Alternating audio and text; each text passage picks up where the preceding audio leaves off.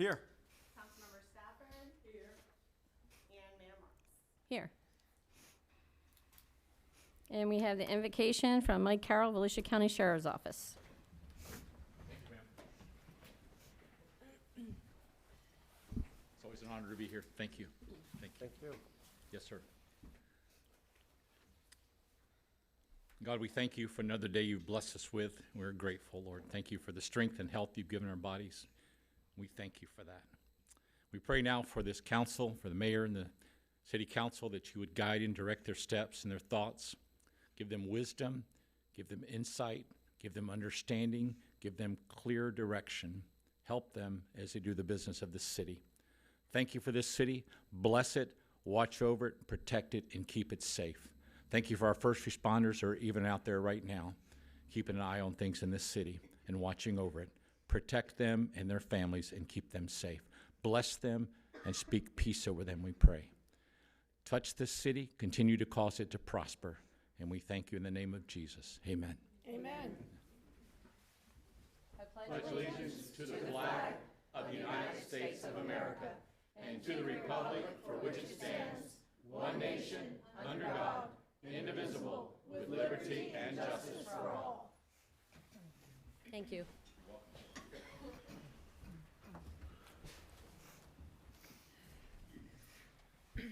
Okay, number one, absences. 1A, shall the absence of Mayor Kelly Marks from the February 10th, 2026 City Council meeting be excused? Madam Mayor, I'll make a motion to excuse the absence of Mayor Marks. I second.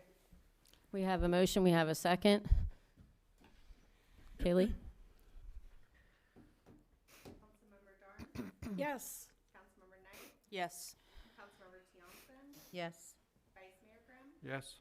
Councilmember Stafford. Yes. Councilmember Richardson. Yes. Mayor Marks. Yes. The absence is excused, and then we're moving on to 1B, shall the absence of Councilmember Dana Knight from the February 10th, 2026 City Council meeting be excused? Madam Mayor, I'd like to make a motion to excuse the absence of Councilwoman Dana. I second. We have a motion, we have a second. Kaylee, can you call the question?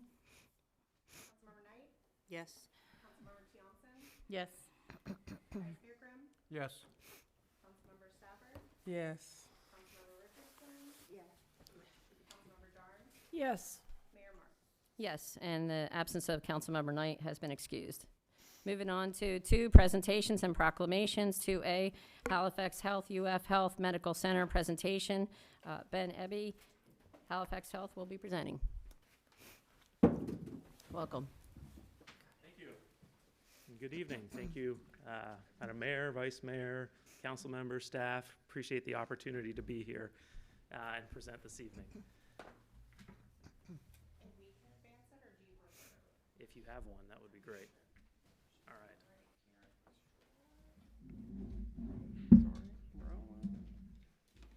Perfect. All right.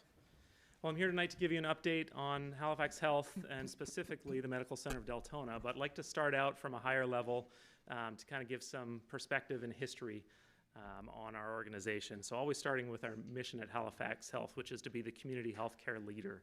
And we do this through the exceptional talent that we have, the staff in our organization, to deliver superior patient-centered care and to do this in a financially sustainable manner so we can be around for another 98 years. We were founded in 1928, Wow. 98 years ago. Actually, in 1925, a group of residents from Volusia County went to Tallahassee to advocate for healthcare services in Volusia because none existed. And as a result of that, it created the Halifax Health District, which is still who we are today at Halifax Health 98 years later after the hospital was built.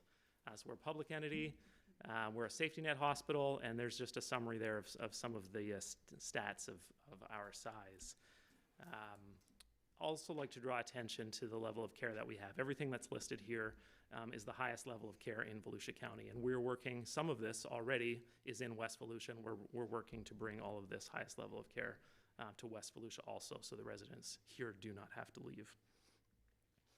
So a list of many of our specialties that we have over 60 specialties at Halifax Health, and many of those are in partnership with UF Health. to bring the best, highest level of care to Volusia County.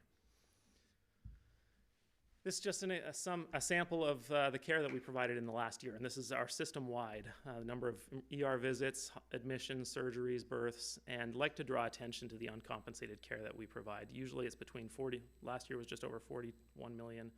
We're usually between 40 and 60 million of uncompensated care a year at cost that we give back to the community. And because we are a community-owned public safety net hospital, everything we make gets invested back into the community and stays right here in Volusia County. We received a couple of stroke designations. One of those at the Medical Center of Deltona, the first year that we were a primary stroke center, we received the Gold Plus Award. So we're proud of that and the care that we're bringing to West Volusia.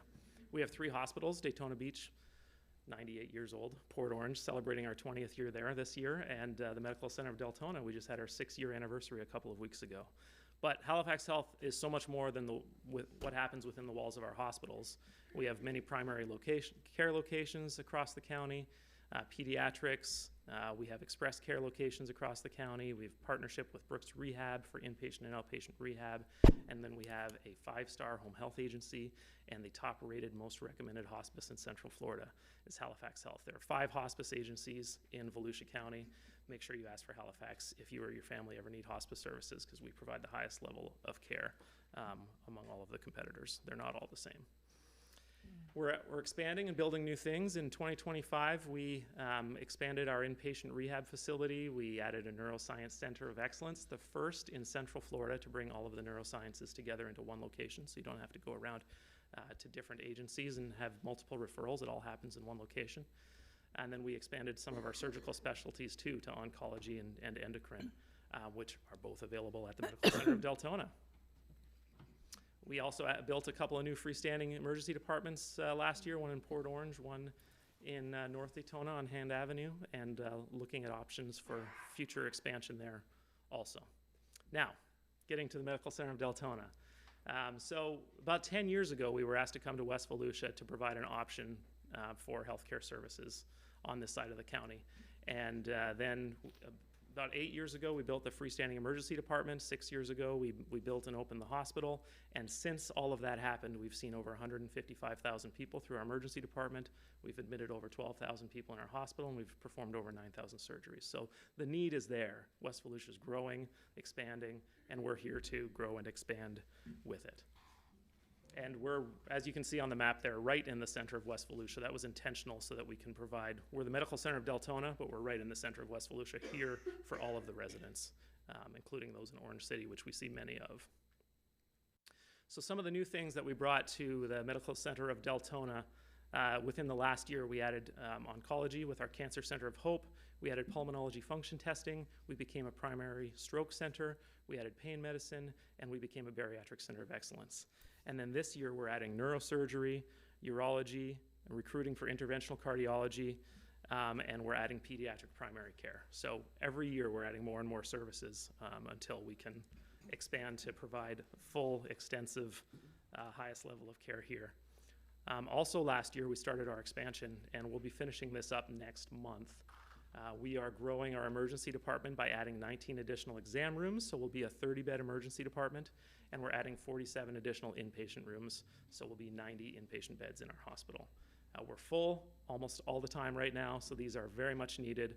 Construction will be completed next month, and then certification the following month, so we're anticipating all of this will be open in April.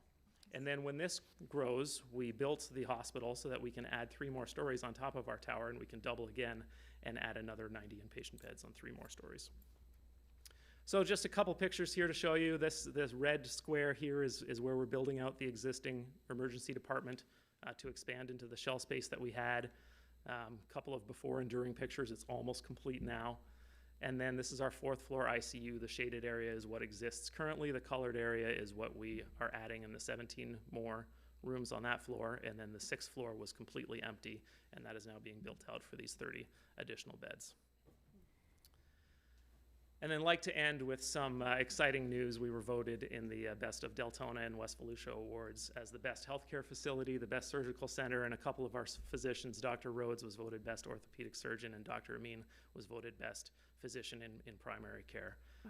So we've got 3 primary care physicians there. We're adding a pediatric primary care physician this year to serve the community and looking for options to grow and expand in West Volusia. So thank you for partnering with us. We appreciate the opportunity to serve the residents of Orange City. Thank you very much. Thank you. Thank you. Thank you. Any questions from the council? No? Okay, thank you so much.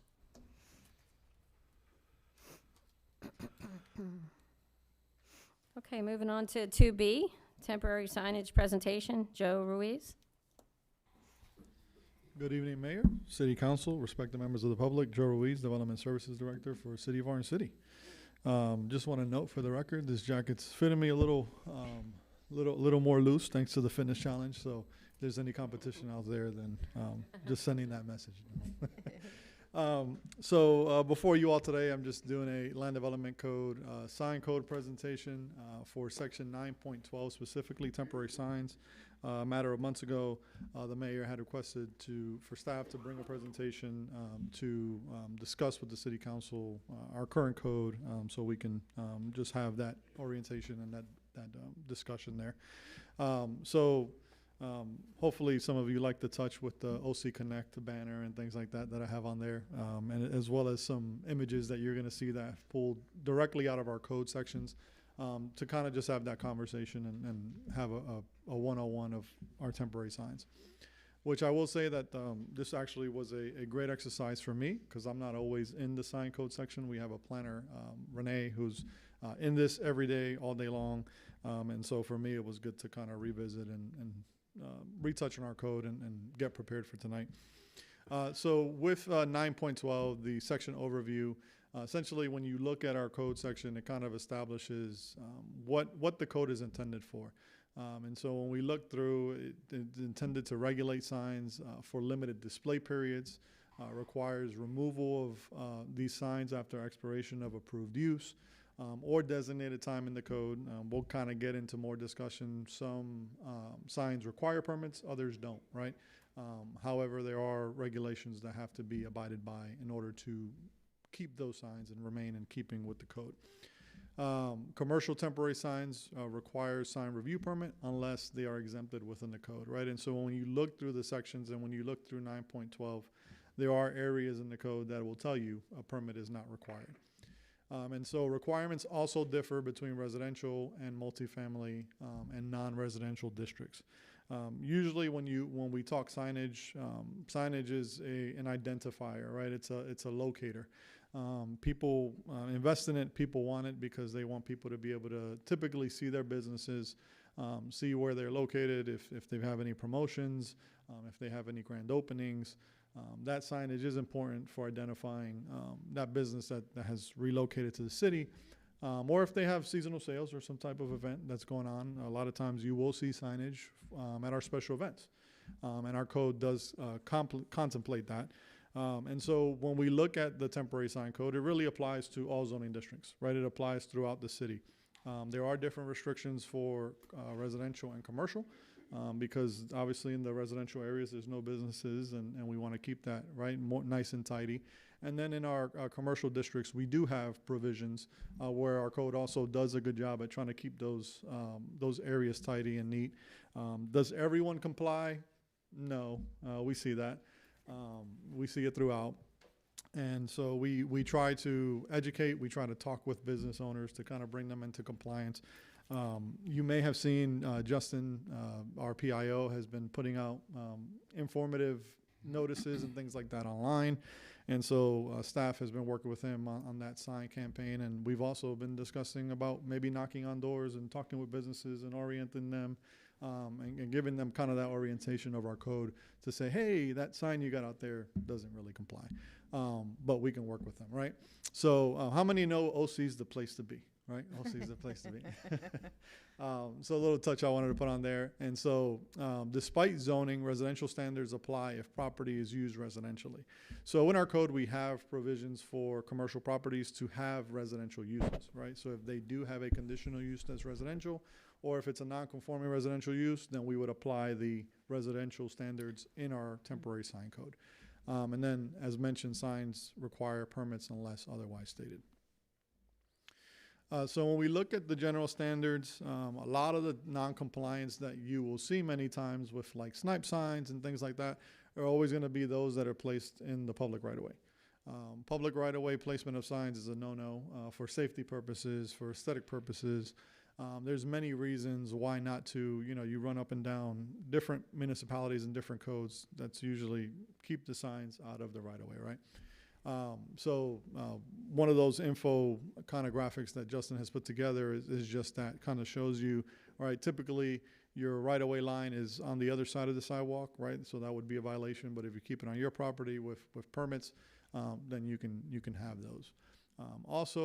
In the general standards, there are setback requirements for these signs. It's not just because we can't have it there, but there's science and there's methodology behind that, right? There's site visibility for the corners. There's aesthetic purposes. There's corridor view shed purposes as to why we have setbacks. There's pedestrian safety and things like that. You really don't want a feather flag hitting someone, right, while they're walking down the sidewalk and things like that. So there's reasons as to why we have setbacks for these signs. They must meet building code when appropriate. Typically, there's different standards for different signs. If it's a banner and you've got it adjusted to your building, then that's perfectly fine. If you have a feather flag that's kind of out in the area, out in the front of your property per se, then typically we look for anchoring of those types of signs so that they're not flying off and running in front of vehicles and things like that. There are material requirements based on size, and so also cardboard is not allowed, right? I'm sure you've seen poster board signs out there. Typically that's a no-no and that's not allowed. And then changeable panel signs can be used, which to me this was one of those things where I refreshed and learned, and I'm like, oh, if you've got a changeable sign where you can slide in and out things, you can actually pull a permit. So use that changeable panel for temporary signage for a sale, an event, and things like that. So I'm glad our code does have that in there in that contemplation. So when we look, there are the general provisions for short-term signs. I'm going to kind of go through each type.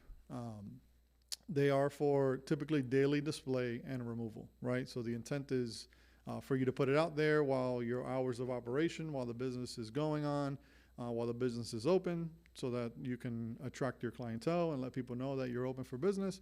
But then, they should be removed, right, for the purposes of putting them away so that once sunset comes, once the business is closed, we kind of keep our corridor clean. Most of these signs are allowed for a maximum period of 14 days, and they do require proper attachment and anchoring, right? We can't just have signs willy-nilly floating around. So when we look, one of the types of signs are banners, feather flags, probably one of the most popular that you see out there. There are a few that are out there that have been out there for a while that are not permitted along our 1792 corridor. Those are the sites that we want to kind of reach out to and let them know, hey, it's not that you can't have these, they just can't be permanent, right? They can't sit out there all the time. So usually they are permitted with grand openings, special events, promotional events. They must be attached to buildings, knee walls, or if it's a feather flag, it must be properly anchored. They are allowed up to 24 square feet maximum size, so your typical 8x3, or however other size it's framed, 12x2, and those can be up to 45 days for a new business, right? For a new business. There are permitting requirements and separation requirements as far as time. They could be up for 14 days if it's not one of these special events.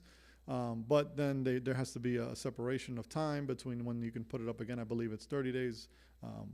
It is a lot to absorb, so if I misquote, I'm not going to say it's verbatim from the code. This is where I'm going off of memory.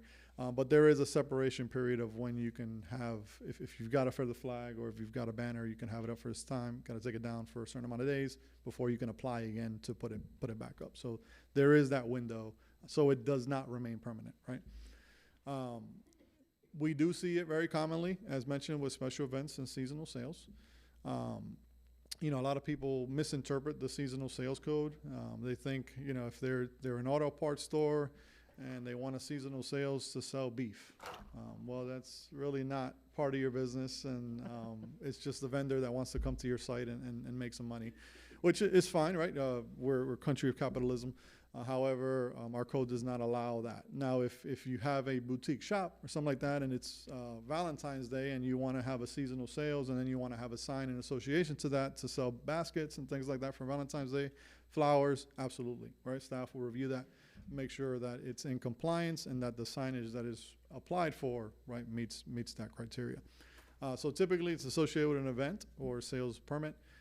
Incidental signs allowed with site plans, with standards for wall and freestanding signs. One of the most common ones most recently was the Manatee Festival, right? You went out to the Manatee Festival, they had different banners out there. There was a site plan associated with the Manatee Festival event, and so you can see where they're placing those signs. Staff reviews that, and we approve it in accordance with the special event. And so it is for the period of that special event specifically. Other signs that we allow, which this is probably one of my favorites that our code has provisions for, and it's for sandwich and sidewalk signs, board signs, right? If you've got a restaurant, if you've got a company where you're near a lot of pedestrian activity and people walking by your business, hey, who doesn't want cupcakes, right? Or who doesn't want to know what the soup of the day is or what the special is for that day? And so our code really allows, right, for people to put those out there and then bring them in. Part of that is they can blow over. We don't want them just sitting out. I think business owners honestly bring them in anyway because they don't want them stolen, right? And as they're out in the open. So for these, no permit is required when they are brought in daily. That one is allowed per business. They are a maximum allowed of 6 square feet per side, so it can be double-sided. And then no detachable letters or illumination are allowed for it, right? So it can't attract undue attention. And then the detachable letters, sometimes they fall off, they blow off, and things like that. So, right, where they sell sandwiches, it might say sandwich, right? There's different things. So to kind of just keep that aesthetic. They must be placed on private sidewalks and within 10 feet of entryway. So a lot of times you will see these by the public right-of-way and by the public sidewalks. Technically, they're not allowed to be there. It has to be 10 feet from the entryways. They must not obstruct pedestrian access, and also there is 1 foot separation from curbs wherever they're placed so that someone's not hitting it or knocking it over. One of the other ones I learned about, which as I went through this, I was like, wow, I didn't know that our code had for mascots and animated characters, right? It was eye-opening and interesting to see because we really don't get requests for mascots or the other provision in that same animated character is that they can wear a shirt with the business name on there, right? 1 square foot. Who's really telling the size? I don't know, but right, they can have a shirt with that. What they cannot do is have like the sign waivers and the sign spinners and things like that, just because it can be a safety hazard. It detracts from the aesthetic, and it can be a nuisance if there's a ton of that. Special event or during business hours only, they're allowed, right? So mascot can't be out there at 10 o'clock at night advertising a business. Just like the sidewalk and sandwich board signs, they are required on private sidewalks to be on private sidewalks or improved surface. They can't just be standing in the grass, and they've got to be within 10 feet of an entryway. And this is allowed during daylight hours, and there are height and width restrictions that the code does specify. So like the mascot can't have the stilts where they're 15 feet tall and things like that. So there are requirements for that. The other types of signs are open to the public, signs that you can see. If Mr. John is trying to do a yard sale on Saturday, they're allowed to put certain signs out on their property. A lot of times the issue we encounter with these is that they've got them at the corner of the street, they've got them down on 1792 or Saxon or the entryway of their community or whatever street they live on. But these need to be placed on private property. Their property, wherever they're doing this yard sale or wherever the property is for sale. 1 is allowed per site, up to 3 square feet maximum, and a height maximum of 3 feet. 2 are allowed by permit. If they do pull a permit, then 2 are allowed, and they're restricted to 9 inches by 24 inches and 2 feet in height. So you can have more, it's just reduced size. Extended duration, for example, for sale, lease, and/or rental of properties. For residential signs, 1 is allowed per property, and 3 square feet maximum, and then the height varies depending on the sign style. For multifamily and non-residential, those standards are a little different, right? The multifamily and non-residential, usually larger scale buildings, larger scale sites.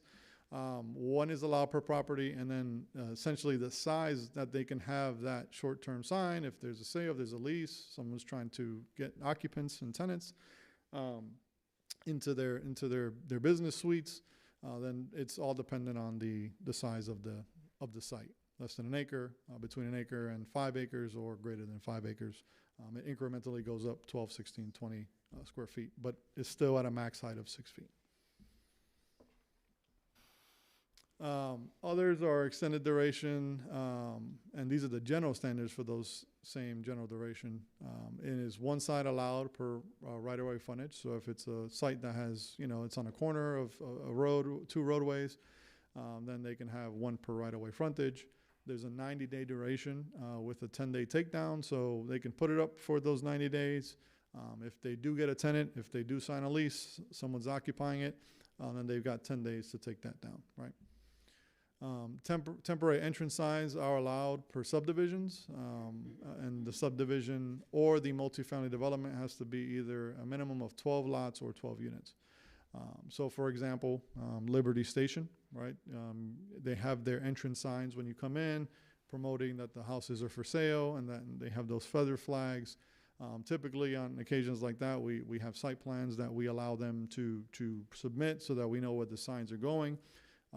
In this instance, one of the conversations to be had is with them, because we have accepted their infrastructure, right?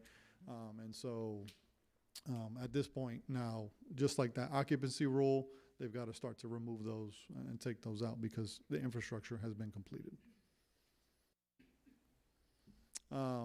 So yeah, we've got the flailing sign. I just wanted to put that out there as a touch. Forgot questions, but we're gonna X them out because those are not allowed in our city. When we look at our corridors, when we look at Saxon and we look at 1792, and Nareda can attest to that, because Nareda goes out there and she's one of our big volunteers and alerts us and lets us know whenever these non-compliances occur. One of the biggest differences and distinctions that we can see is, when you come into our corridors, we'll have the non-compliance, those that are not going to comply here and there. But it's not like when you drive up north towards our neighbors to the north, right? Where you've got all these flags and all these banners and all these signs. And really, when we look at sign codes, it's what do you want the look of your city to be like in the commercial corridors?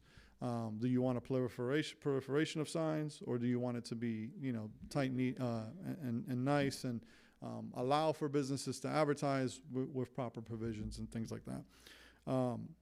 I did have a conversation months ago with our consultant looking at what their thoughts were with, if the city were to open up the sign code and look at and change things. And one of the discussions he had, or the responses he had, was the biggest thing that is all lingering over all of us, which is Senate Bill 180. Mm-hmm. Right? And he said, from a consultant standpoint, I would really not lax, right? Because you can't tighten if you needed to tighten, things like that. Obviously, there's pending legislation out there to shorten that period and things like that. However, signs are things that when you look at, you wanna make sure that if you're amending the sign code and changing the sign code, it's really what you want and it's really well thought out and contemplated. So at this time, that ends my presentation on temporary signs. If there's any questions from the council.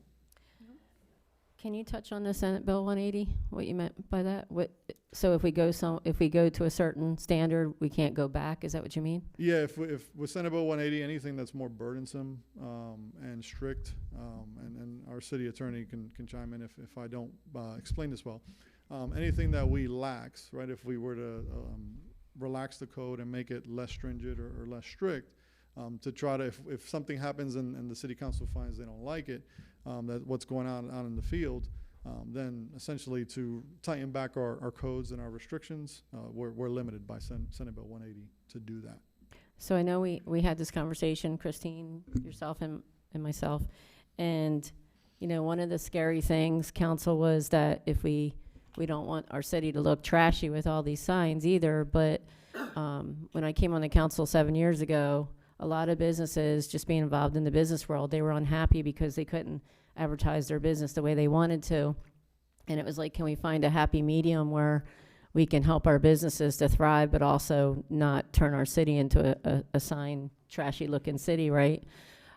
So that's why we had that conversation, and I asked to bring it forward was because there are certain things. One of the things that I had a question was, like, I've seen the dancing guy, and what's the reason that we can't have that? Is it because of where they're placing it, or is it like, why do we not want that? I was just curious. I think a lot of it is the aesthetic and also the detraction from drivers. You know, it's when you look at our code and what the provisions are, it allows for the banners, it allows for, you know, traditional type signs or you know, signs that are true signs. You know, the only one that I kind of saw out of the box was that mascot one. And so I think truly to kind of keep a certain look, and also to you know, from a vehicle standpoint, to keep safety, they can be distracting from the roadways. And they tend to clutter. You know, if you've got a row of people that have them, it creates that look and that clutter in the corridor. And the flutter flags, I'm sure you've seen a lot of flutter flags around lately. They're not cheap. They're about $100 each, to be honest with you. And I think the businesses did that just to try to draw more businesses to their business. But I was thinking, can we think outside the box, council, and maybe figure out a way to where they can put it out during business hours only and bring it in every day or something like that, instead of leaving it out, or limit how many they have. You know, they can't have 10 of them, you know, or something that's a little more, like you said, easy to the eyes, but a little bit working with the businesses to make that happen, because there is quite a few through Orange City all over the place. And like you said, they're out there when you're trying to enforce them, but it's a huge job for enforcement to go out and do that. And then when we talked about this, it was like, well, we don't want yard signs all over the place, because then it takes away from everything that we've done up here to do our wayfinding signs and just to make Orange City look cleaner and nicer and a place you want to be, right? OC, the place to be. Yeah, So it was just a conversation, and I'd like to hear from the council if anybody has any comments on that. Councilwoman Darms? My question is, what about election signs? Oh, sorry. My thought was, what are the provisions or standards for election signs? So there is a Just co-provision. so you know, because it says 45 days on one, Different. people are running for months, so. Yeah, and there is a provision for election signs. Traditionally, because of campaigning and freedom of speech and things like that, I don't want to misspeak, but I think the city has kind of, let that happen during the season that it's happening. And then once elections are over, then if any linger and things like that, then we have code enforcement go out there. So there are provisions for size, placement, and things like that in our code. But yeah, so the city, we use discretion upon monitoring those and enforcing those. And before we move, and if we have a complaint about a sign, we typically reach out to the individual responsible for the sign. We don't remove the sign. We work with, if there's a legitimate problem, we work with whomever that sign belongs to. And we do relax and we do everything we can not to remove political signs while we're during that season and that campaign era. And just to emphasize too, I want to say when the sign code was changed, and a lot of sign codes have changed due to case law and Supreme Court rulings and things like that. A lot of times with signs, we cannot, and Paul can attest to this, we cannot regulate, right, speech or what it says. You can have a coffee shop that says, free pizza, right, and it's not their business, but we cannot regulate the words they put on their signs, right? With certain exceptions. But yeah, so we try to, when it comes to those, we use discretion. Anybody else from council? I wonder if you were talking about the flag signs, like if they could take them in at night and stuff. I wonder if they have, because I've only ever seen them like stuck in the ground. I wonder if they have, those stands or something that's steady enough to hold them if they were allowed to do that. So the flutter flags have a thing that goes in the ground, and it can stay there, and then you just remove the flag every day, so it's not out. Or you can remove the whole thing. It's very portable, to be honest with you. But I know that Joe had said anchors are important, and so that would be something that would have to be regulated. That at least the main stand was anchored into the ground.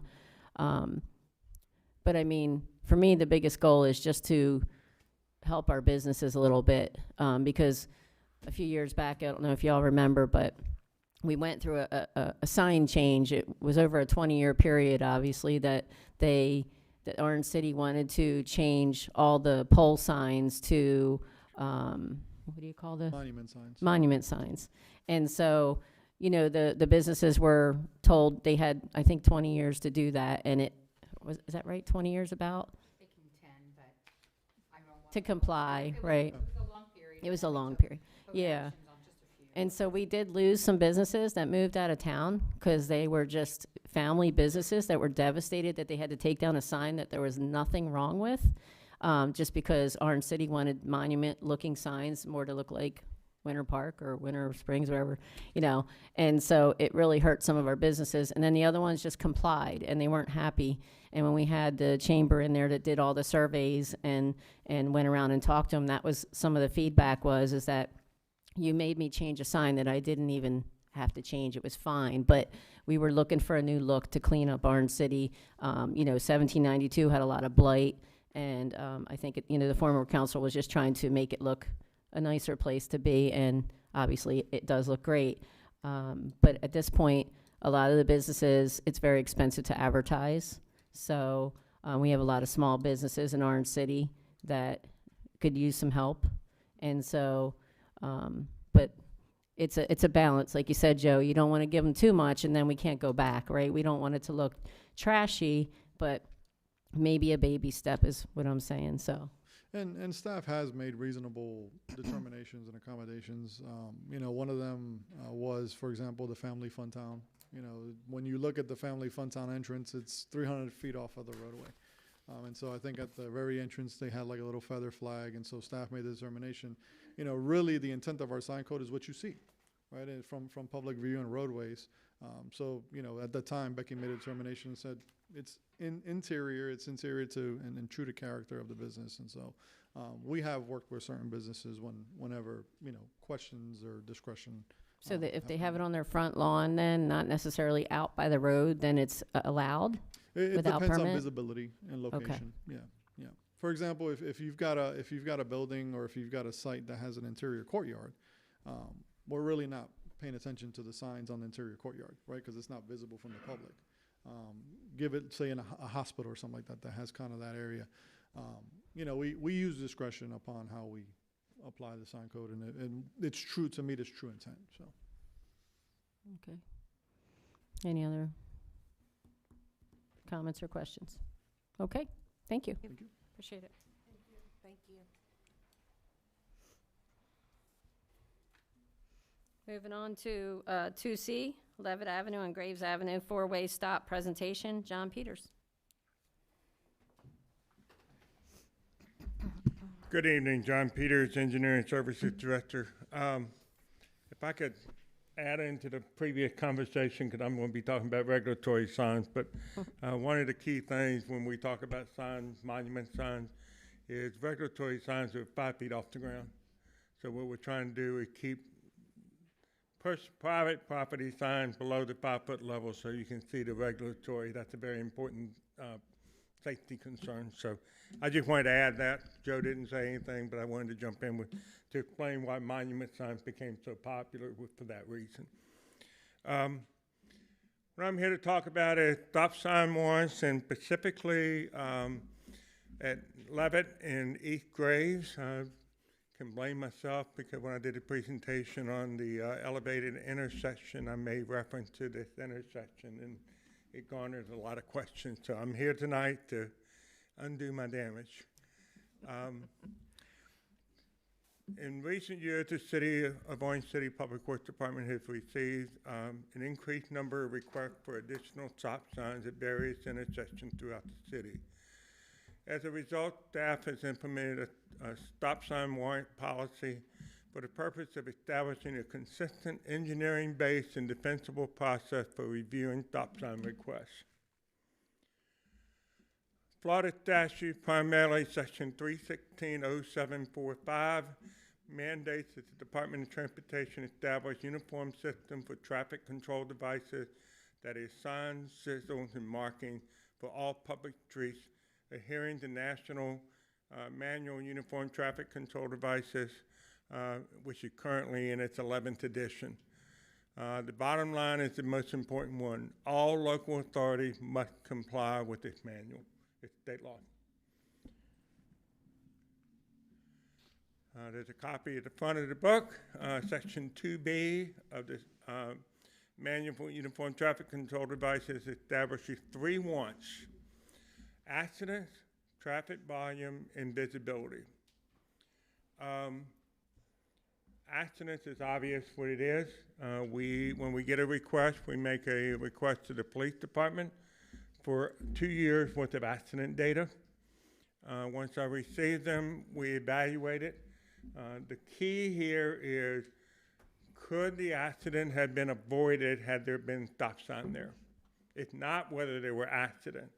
Give you a prime example. I get an annual request for Carpenter and West French. We have a lot of accidents there. There are people running stop signs. Putting up stop signs on French is not going to stop that. It's drivers being stupid. We don't put stop signs up for drivers being stupid. We put stop signs on for things that can be improved by having everybody stop. Then the traffic volume.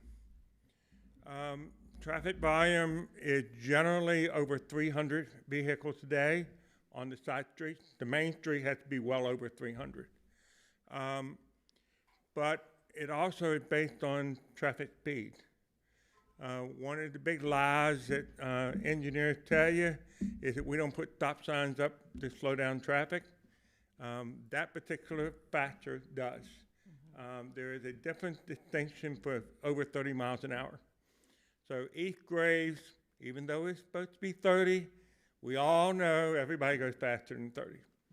So it met that want just on that factor. In addition, the traffic volume on the side streets on Levitt, both legs have well over 300 vehicles per day, so it also trips that factor. But even though 2 factors under the same warrant, it only counts as 1 warrant. And at the case of Levitt, because of the school, the churches, we have a higher than normal accident rate. We have a lot of pedestrian traffic there too. So the accident level is very high. So I can tell you right now, we just met 2 wants on Levitt and East Grave, accidents and traffic volume. And then there's visibility. If somebody is stopped at a stop bar currently, can they see down the road? And the general rule of thumb is you get 6 feet behind the stop bar, and you look down the road, and you need to be able to see generally 10 times the average speed. So if the average speed is 30 miles an hour, you need to be able to see 300 feet down the road. Recently, we had a request for North Thorpe, evaluated 3 intersections. At Wisconsin, there is a very severe vertical curve to the west of that intersection. So when you're sitting on Thorpe, looking on Wisconsin, you cannot see 300 feet looking to the west. So that tripped that one. So that particular intersection, due to volume and sight distance, met the requirement for stop sign. It now is a 4-way intersection, stop intersection. So, in the case of Levitt and East Grave, there's great visibility. That was not a warrant that met, but the first two warrants were met, and as I said on the very bottom there, at least 2 warrants must be met in order to justify additional stop sign. You can have, I believe, a couple of them have like 3 factors on the traffic volume. There's 3 different factors. You can have all 3, but it only counts as 1 warrant. You can't have 3 accidents and meet the requirement for 2 warrants. All right, so to make my life easier, developed a spreadsheet to go through this is all the requirements. You can see that under the first one, there's 3 different requirements. Under the second one, there's 2 different requirements. And under the third one, there's 2 different requirements. We go through each one of those with every accident request. Now, what's important here that people need to understand is we keep these on file and we go back.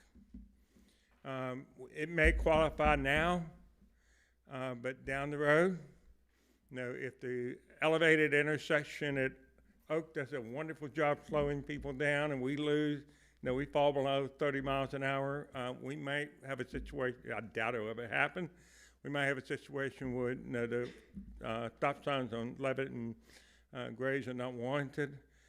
But like I said, I don't think that will ever happen. We have everything in place for this to go 4-way on Thursday.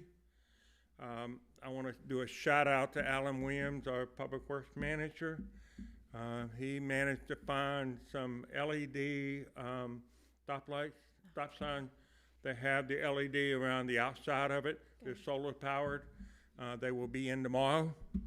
So when we go live on Thursday, they will be LED lit. So one of my concerns was at night. There's not a whole lot of street lights in the area. It's going to be hard to see. Well, guess what? With the LED, they won't be able to say they didn't see it. So a shout out to Alan for going, because when I looked for him, I couldn't get anything in less than 2 weeks. So I'm going to find out from where he got them. But that's where we are, and that's it. You have any question for me? Please don't give me any more intersection, please. Thank you. Okay. So the one at Graves that's covered up right now? The one at Graves and Levitt, the signs are in place. We had bags over them. Yeah. They will replace those signs with the LED ones. Okay. So very first thing Thursday morning, is what I understand. And we had message boards letting people know we have a new situation. Just so everybody knows, we did put it up on Friday. We were getting, it was interesting, the police department was monitoring it. People were complying, but we were getting complaints. So we decided we would take it down, give people a week to see the message board so they can expect it. Yeah. And luckily, we had the LED versions, and like I said, they will have no excuse not to stop. Yeah. Okay? Thank you. Thank you.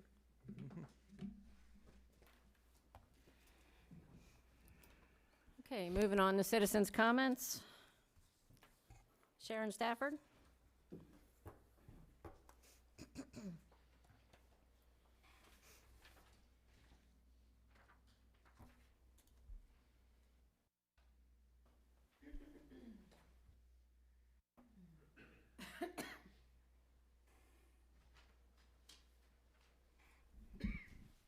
Good afternoon, everyone.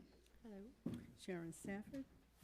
I'm just here because, again, I want to cordially invite you. Can you start the clock? Mhm. Thank you. Oh. Hang on a minute. I just want to cordially invite you to the Multicultural Festival on Saturday, but we just understanding that that's a 90% rain chance. I know. So I am going to be working with the city to see how we can reschedule that time. But I had already made these invitations out before we looked at the weather. So I will give you an update accordingly. Thank you. Thank you.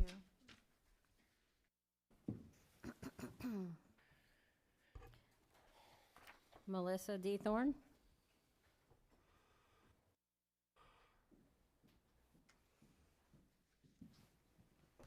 Good evening, Council. My name is Melissa Thorne.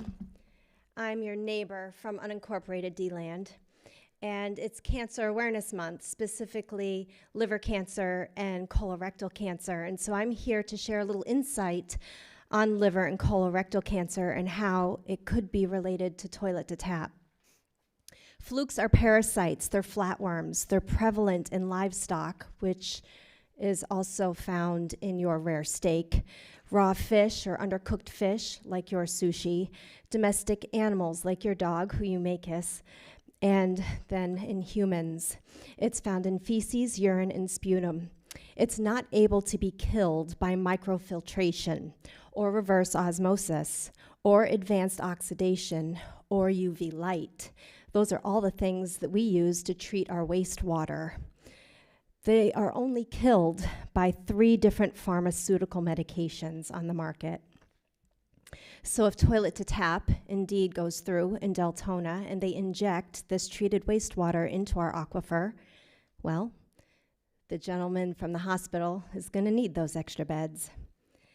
So 2 studies. The reason why I've studied this is because the fluke causes liver cancer and biliary cancer. In Texas, they have the highest rate in the nation, in the entire nation, of liver and biliary cancer. Also in Singapore, they have biliary and liver cancer is the 5th most common cancer in their nation.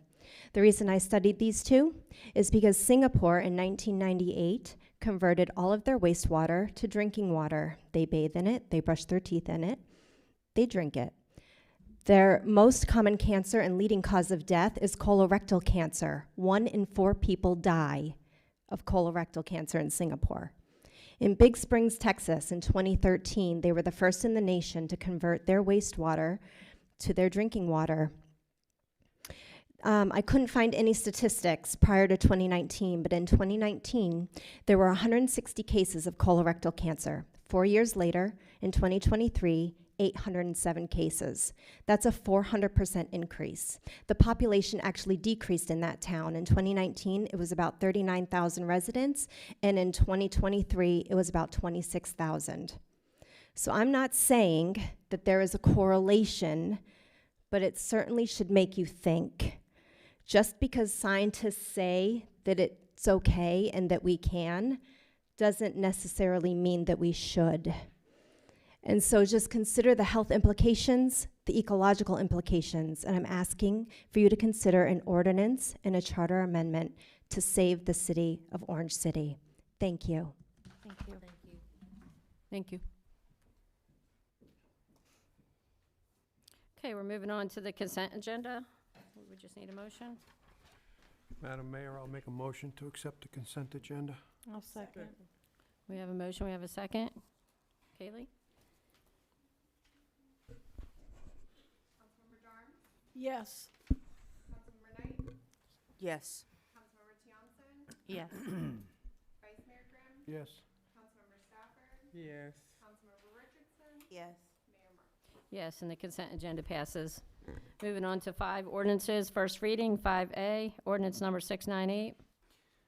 Read that for me. Thank you, Madam Mayor. This is item number 5A, ordinance number 698, an ordinance of the City Council of the City of Orange City, Florida, amending the Code of Ordinances, Appendix A, Land Development Code, Section 8.6.1, Schedule of Zoning District Permitted and Conditional Uses, and Section 8.7, Supplementary Regulations to incorporate definitions and process for recovery residences pursuant to Florida Statute Section 397.487, repealing all ordinances or parts of ordinances in conflict herewith, providing for severability, providing for enforcement, and providing for an effective date. And Madam Mayor, that was the first reading of the ordinance. Thank you. Joe Ruiz? Good evening, Mayor, City Council, respected members of the public. Joe Ruiz, Development Services Director. So today, someone challenged me to stay within 5 minutes, and I think I will be able to do that with this ordinance. So just to kind of give a background, I do not have a presentation, as truly this is really just to come into compliance with state law. Governor Ron DeSantis signed Senate Bill 954, a bill requiring local governments to adopt an ordinance to establish procedures, as was read into the record, the ordinance, for certified recovery residences. And so this requirement was to be done and adopted by city municipalities by January 1st of this year, as it came into effect on July 1st, 2025. So staff has worked with the city attorney to essentially make sure that we put in language that is in accordance with the recovery residences bill. And really just the background to that bill is there was a lot of resistance from municipalities over the years, and so the state and the Senate and the House also proposed several bills to try to get these uses essentially incorporated into municipalities so that municipalities can allow them as reasonable accommodations under the Fair Housing Act. Currently today, when we look at these recovery residences, when they are in single-family homes, typically they're limited to 6 residents. They operate just like a single-family home, and so staff makes that determination that recovery residence per se, or whether it's for aging, whether it's for assisted living, or whatever the case may be, we look at those as homes, right? They operate as a house. Really what this bill was aimed at was for multifamily developments and locations. So what staff has done is we've amended our code to make it a conditional use, essentially within our R2 and R3 zoning districts, which allow multifamily residences, and then also provide for definitions. Thank you, Paul and team, for providing those to just make sure that we're in compliance with the state statute and the state definitions. So realistically, there aren't any standards that we're applying, and so staff's anticipation is as they come in, we will review these as conditional uses. It'll have to go through the public hearing process, and we will apply the proper standards that we see fit, case by case, as they come in, if they come in. Truly with these, we are not a city like Deltona per se, with 35,000 plus rooftops, where people are, knocking at the door to try to occupy these residences for different purposes. Being that we're a fairly small city per se, we really don't get many group homes or assisted living homes and things like that. So we just want to comply with the state and also just make sure that we have a mechanism to be able to review them on a conditional use basis. So our recommendation today is that the City Council approve Ordinance 698 at first reading and forward to March 10th, 2024 City Council meeting for adoption. Thank you. So I was reading through just some of the relevant information for recovery residences and what the state is mandating. So it's, if I'm not mistaken, there's a lot of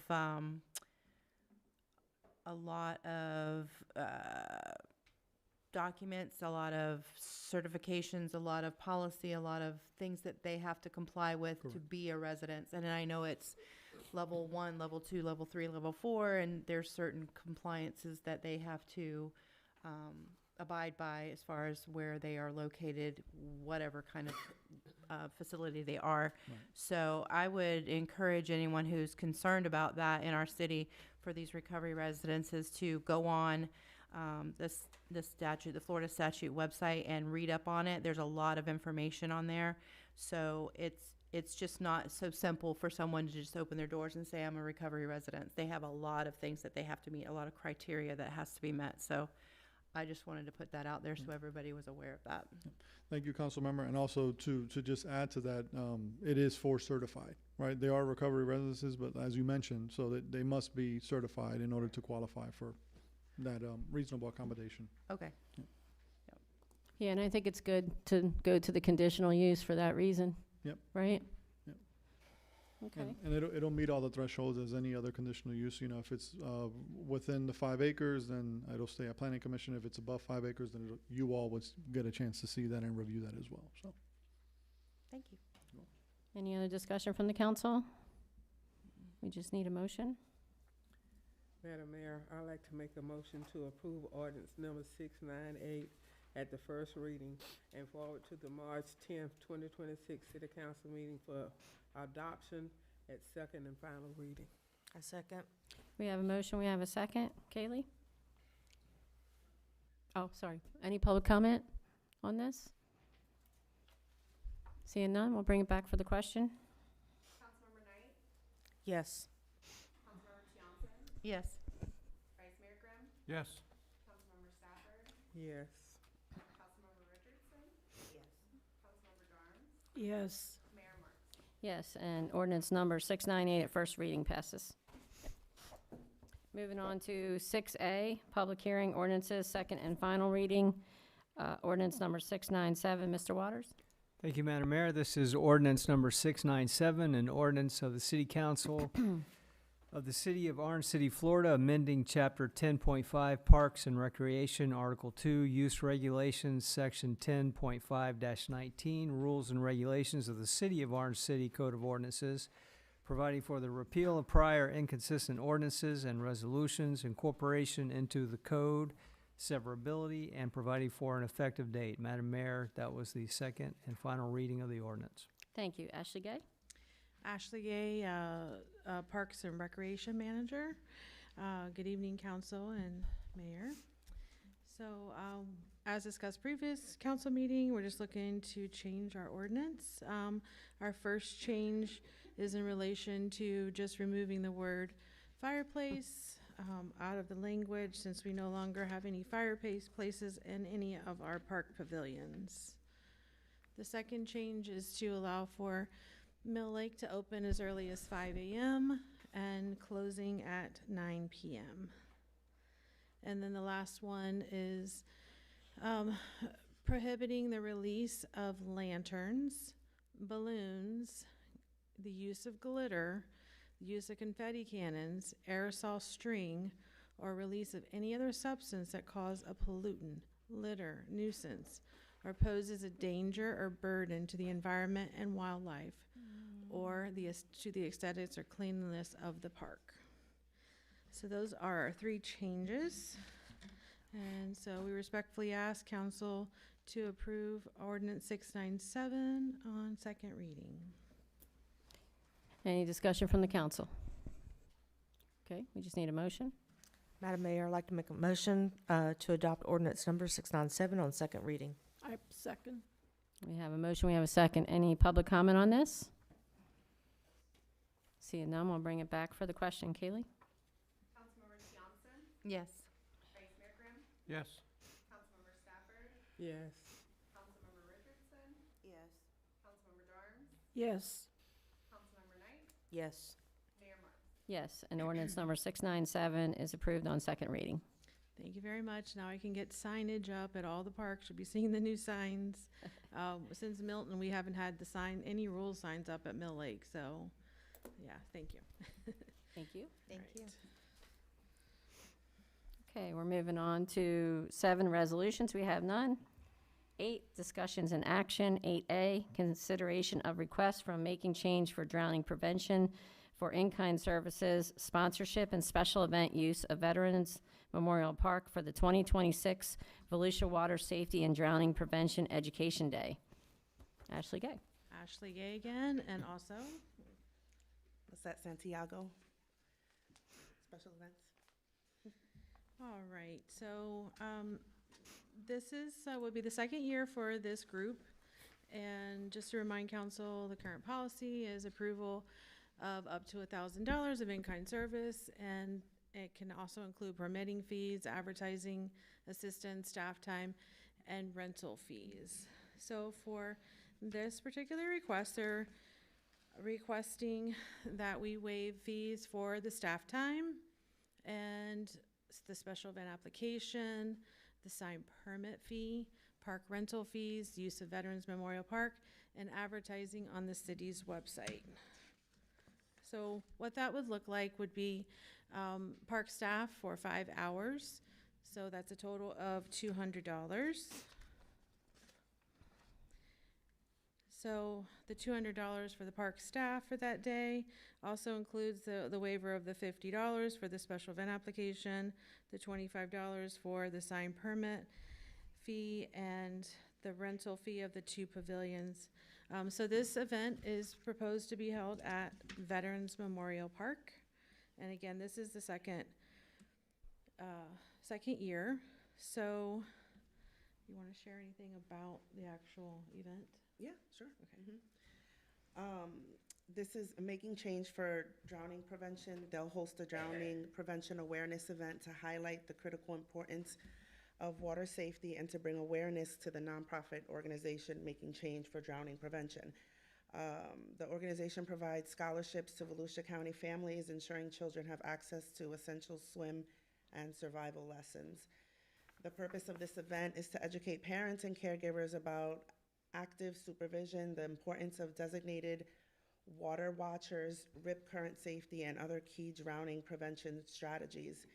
By increasing awareness and expanding access to survival swim instruction, the initiative aims to reduce the number of water immersion and submersion incidents that result in emergency room visits.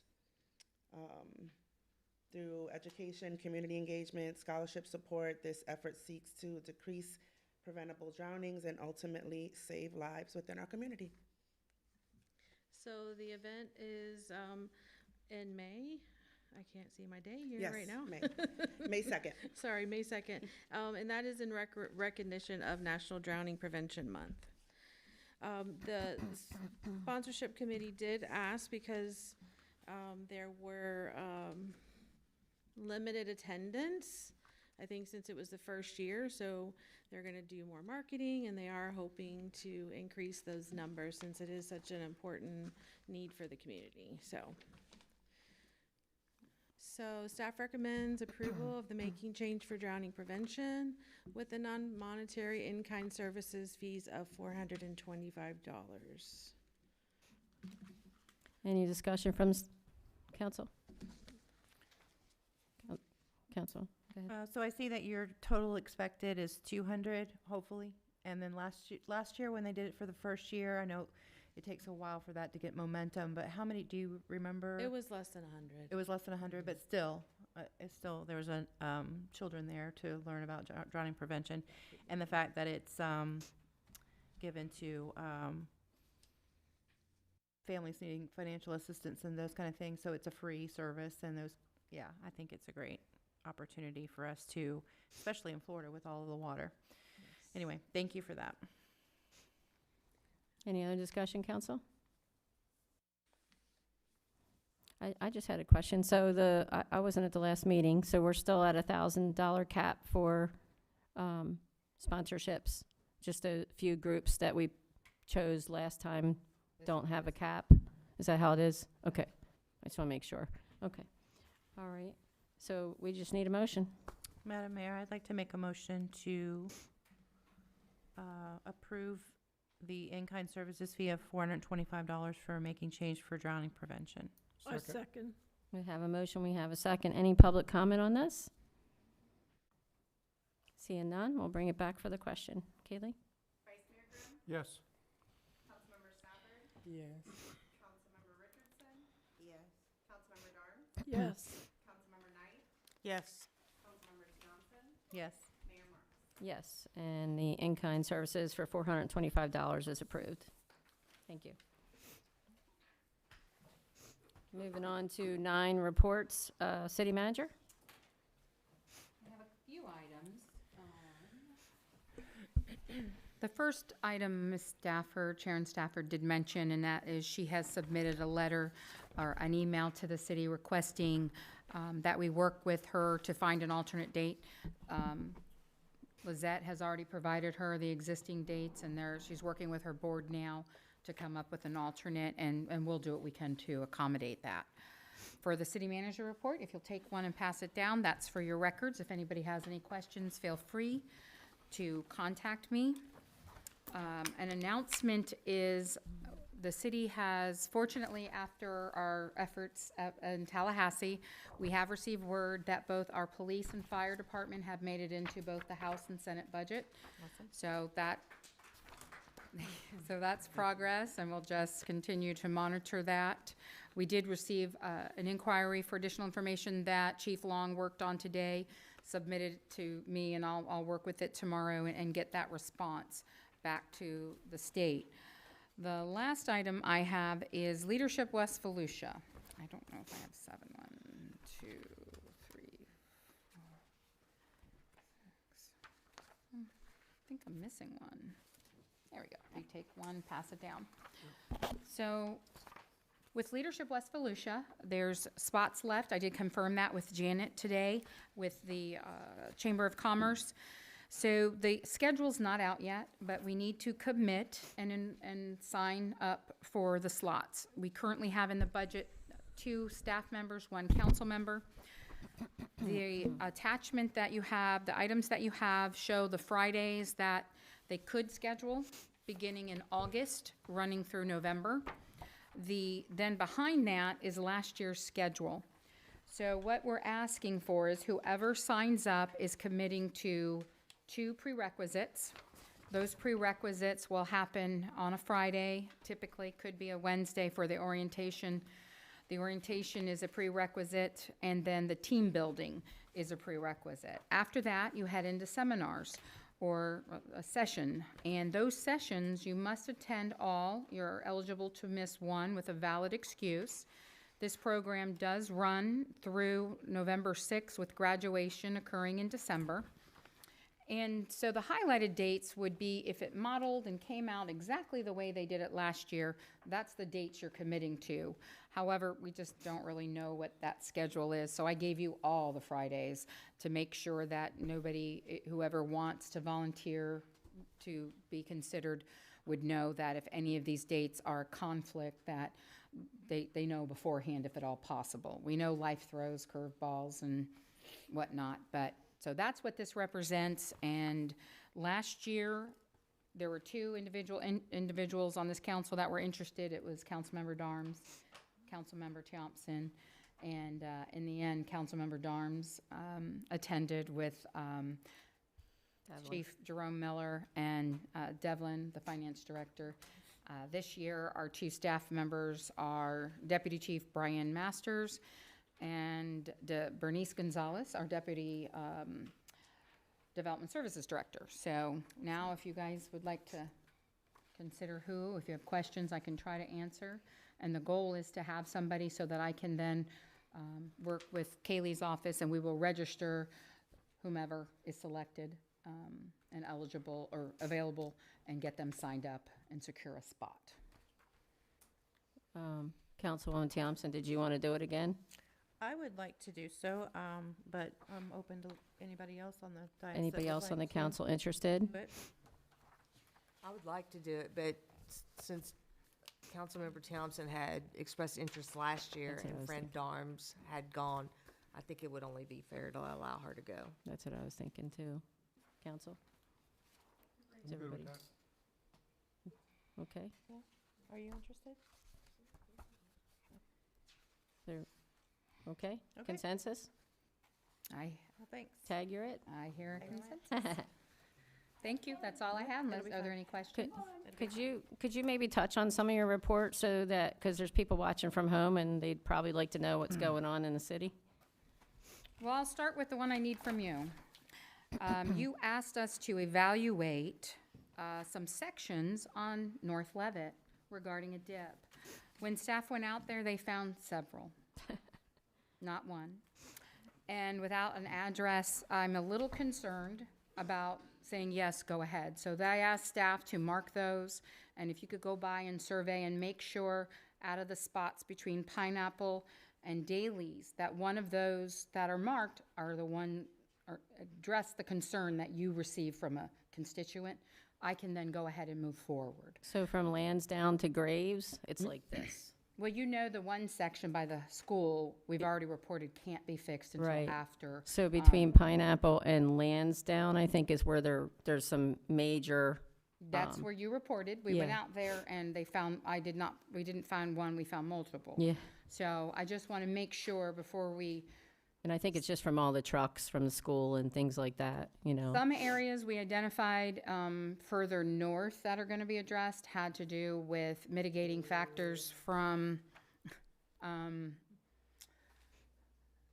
utility construction. So you could clearly see where there's lines marked with blue arrows indicating that they had jack and board under there for a water line. 2 years later, that area has now compromised from that earth underneath that road.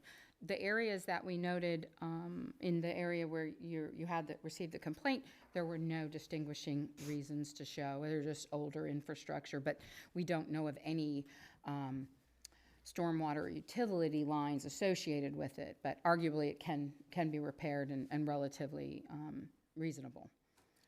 The intersection where the area where the water line was done is not as reasonable.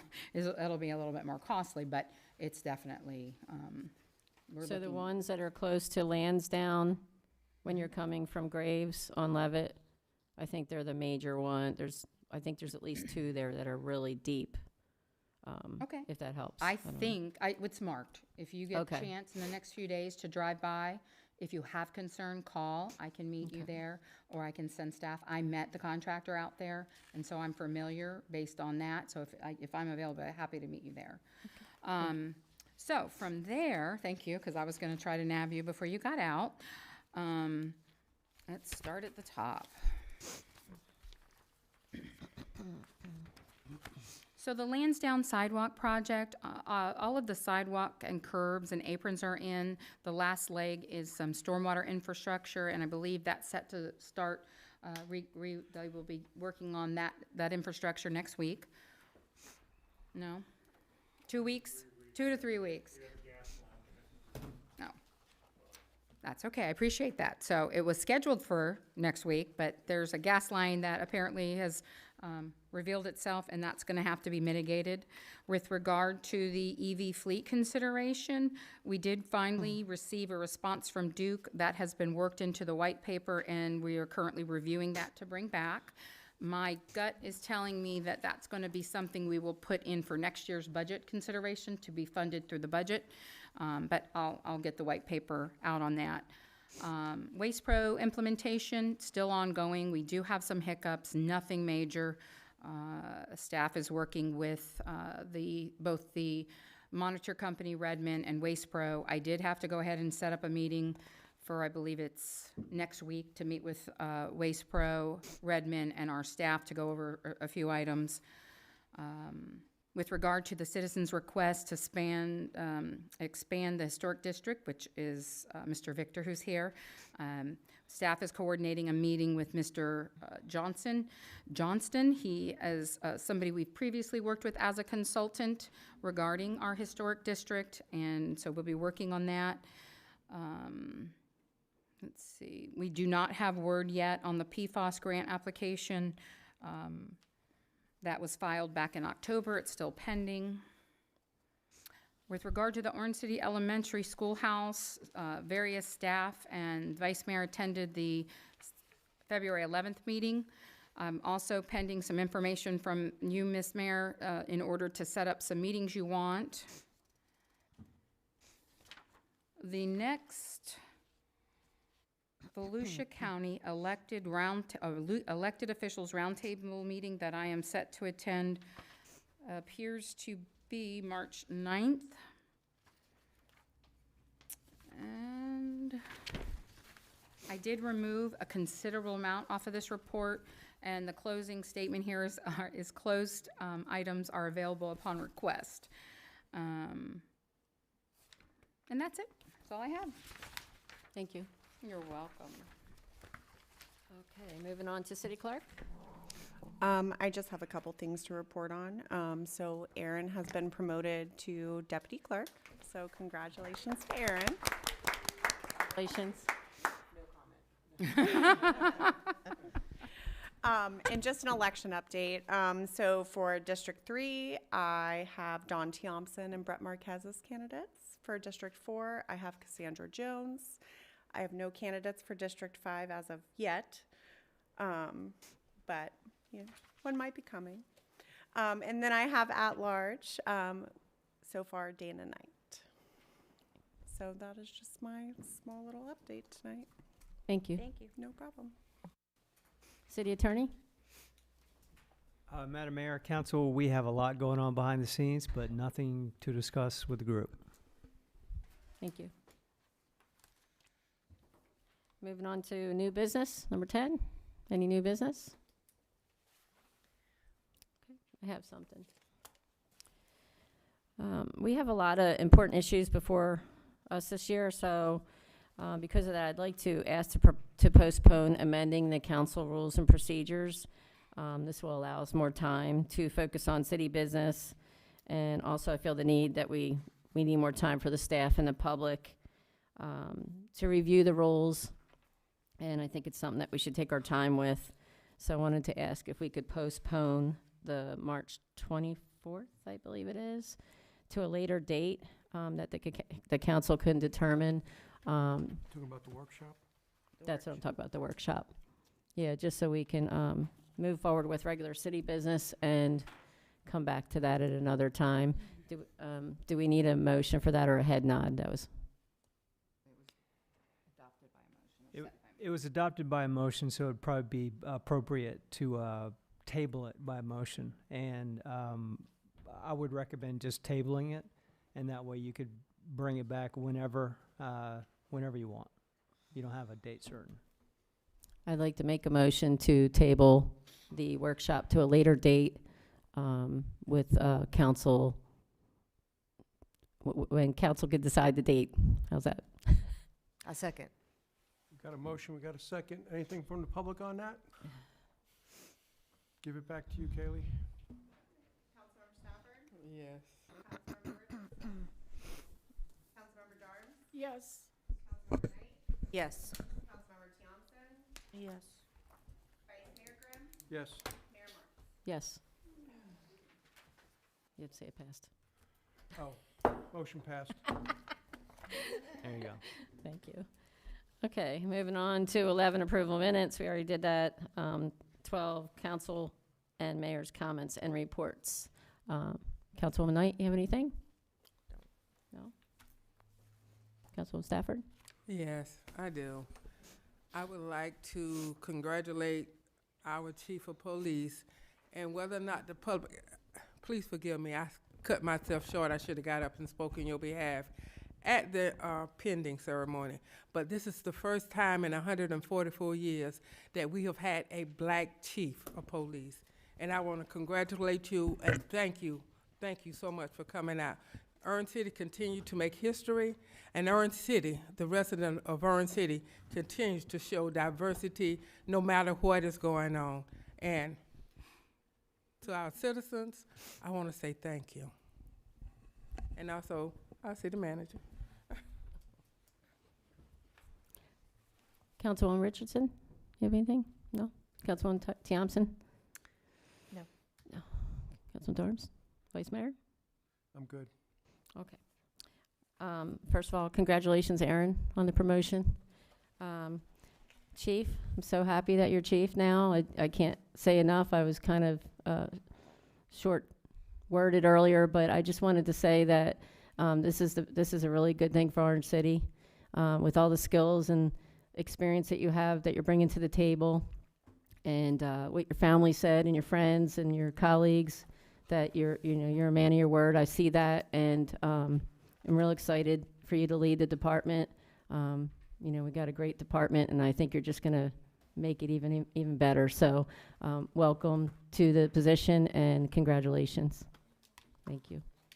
And with that being said, we just need a motion to adjourn. Make a motion to adjourn. Sure. Second. Got a motion, we got a second. All in favor, say aye.